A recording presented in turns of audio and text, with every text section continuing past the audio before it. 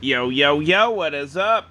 It's me, Barandini, trying to give you guys another comic book review. So here we go. Here we go, here we go. Here we go, here we go, here we go. Here we go. Red, White, and Baroque. Number 1, The Confessions of an American Superhero.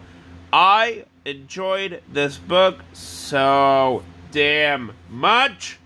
This was a good book. It's basically what superheroes would do with Kickstarters, and I enjoyed it very much. 10 out of 10, 10 out of 10, 10 out of 10, 10 out of 10. The Monkey Prince, number 6. This was a very good book. I enjoyed the story a lot, and I'm excited to see it return in October, baby. October! Hell to the yeah! 10 out of 10. Robin, number 15, was okay. This was a good book, in my opinion. It was more of a filler arc, but you know what? I will give it a solid 7 out of 10. Deathstroke Incorporated, number 10.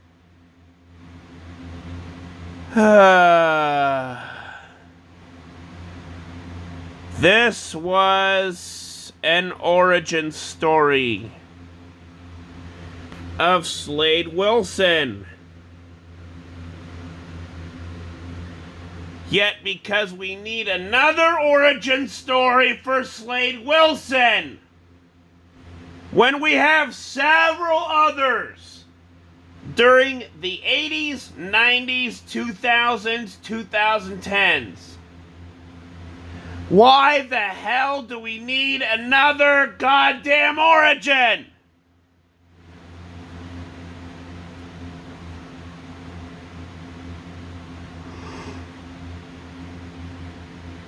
Five out of 10. That. DC versus Vampires, number 7 out of 12. This was an awesome book, by the way. Awesome. I enjoyed this book so damn fucking much. It was just fucking awesome. From start to finish, mwah, awesomeness. 10 out of 10. DC versus Vampires Killers, number 1.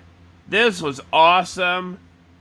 This is the best book out of every single issue I have read of Harley Quinn or anything that involves Harley Quinn. Yeah, she's kind of my favorite, one of them. I have several favorites. And she kicks motherfucking ass like the boss she fucking is. She kicks motherfucking ass. Why? Because she kills Selena Kyle, aka Catwoman, by injecting Luthor's blood into her. And Luthor's blood has the antidote for the plague, the vampire plague. And wow, this was awesome. Not even joking, not even being sarcastic. The art, the dialogue, everything, mwah, fucking awesome. 10 out of 10. The finale of the Joker. Yeah, I really enjoyed this book. I could have cared less about the chapters. That was my only biggest downfall from this book. But this book was a very good book from start to finish. It had its moments where I was like, maybe I shouldn't read it. Maybe I should. I don't know.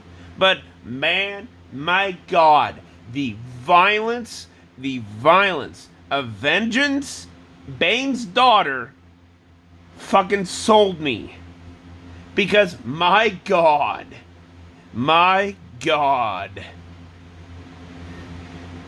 That one issue where she pops a guy's head off like a Pez dispenser, punches his head off. Not Joker, of course, but like a random henchman's head off. Off!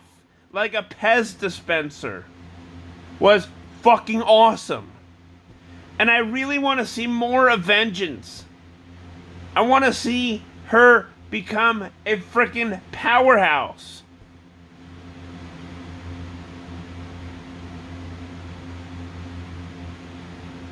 I just want to see more of Vengeance.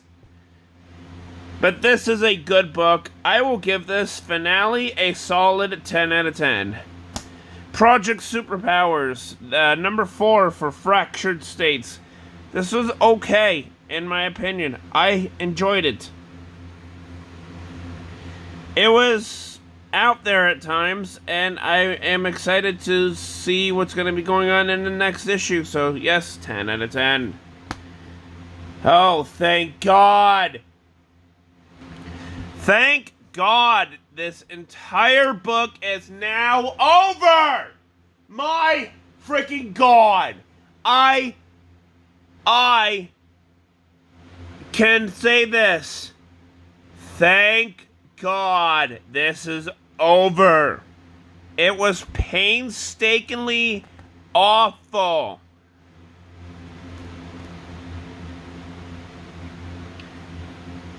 They had the audacity to introduce in this book Helena Wayne, who is Huntress in the main DC continuity.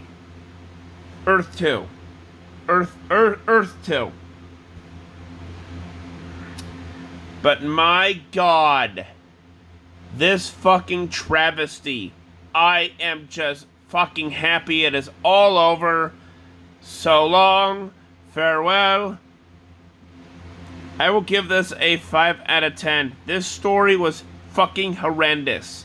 Tom King can't really fucking write at all. He cannot. I have seen writers who are leagues above Tom King. Jeff Johns. Okay? Scott Snyder. I just gave you 2 good examples of people who are leagues above Tom King. I'm going to give this a 2 out of 10. So, yes, so long, farewell, auf Wiedersehen, adieu, to you, and you, and you, and you, and you.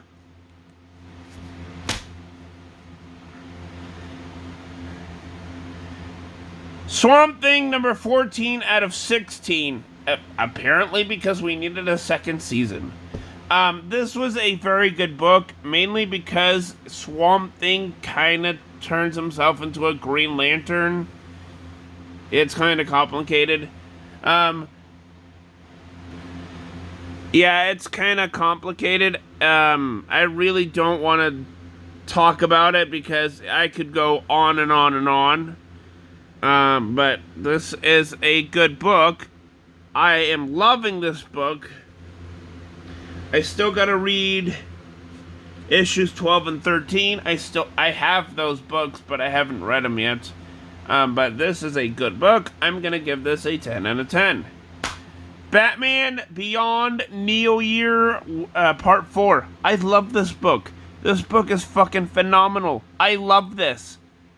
The mysteries, the crime fighting, the insane ability to adapt over anything. Yes, I love this book, and I'm a huge Batman Beyond fan, obviously.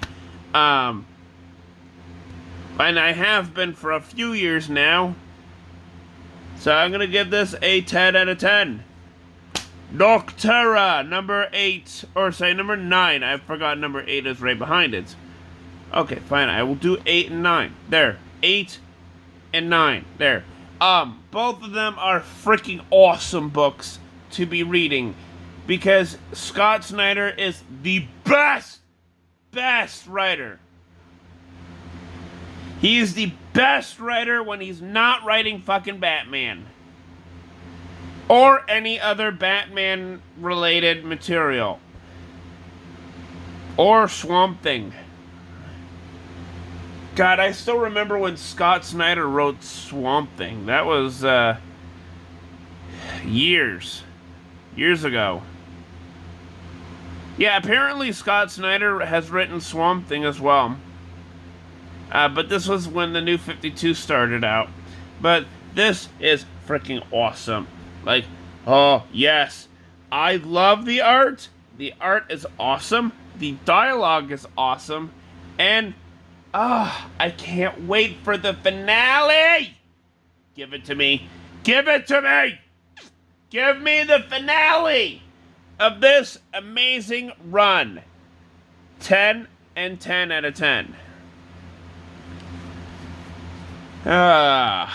Teen Justice. Teen Justice. I could really care less about this book. It's great, but I don't care about the characters in it. I really do not care about the characters. The characters are swapped versions of themselves. And if you do not know what Earth 11 is basically where girls are boys and boys are girls. It's a gender-swapped universe. Yeah, and that's why you see Raven and Robin and Supergirl-ish and, well, what the hell? I mean, Aquawoman, or should I say Aqualad, or whatever the female version of that is, and Daniel Troy. Yes, his name is Daniel instead of Donna. What the hell? Oh well. And Jesse Quick. Jesse Quick. I freaking do not like this character at all. I have read 2 issues. I have read the future state where he's in it, and I don't care. I don't care.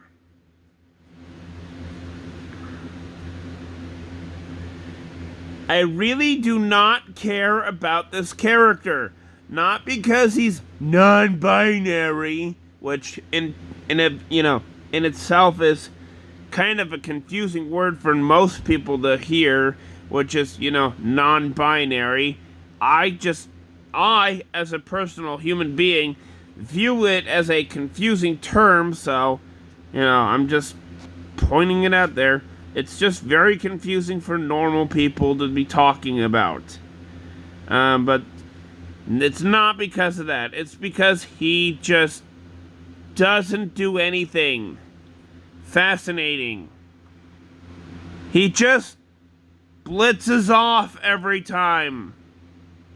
Like if there's a food truck, or if there's donuts, or if there's an actual crime, he just blitzes off into not nothingness, but into like some other part of the book, and it just pisses me off. I'm gonna give this book a 2 out of 10. I really hope that this picks up, because if it doesn't, I'm not gonna be reading the rest of this. I just don't care about the characters, especially Jesse Quick. And it's not because he's, non-binary. Which, to me, is just a confusing term, because I'm a normal human person. A normal human being. And it's just very confusing when people say that to me.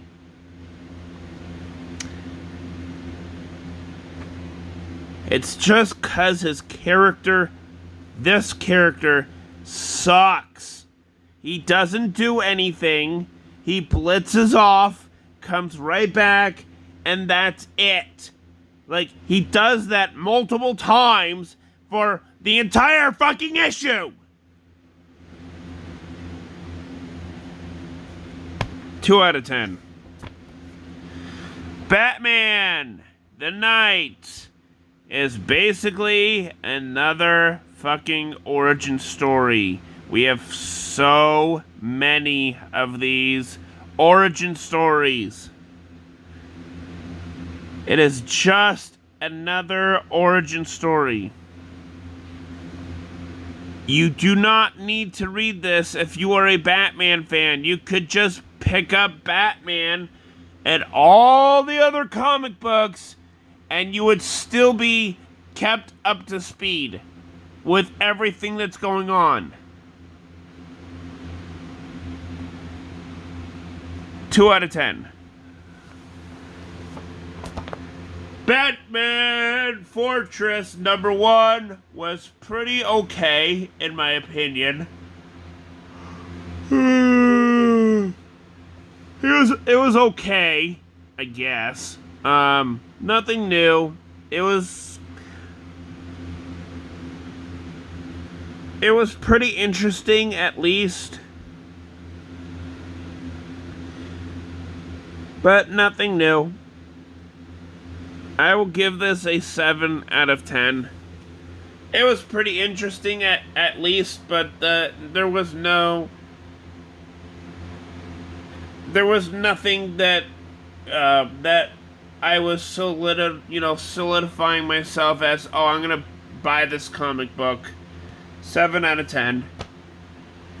Flashpoint Beyond, #3 out of 6. Yes, we are at the halfway point here, people. We are at the halfway point.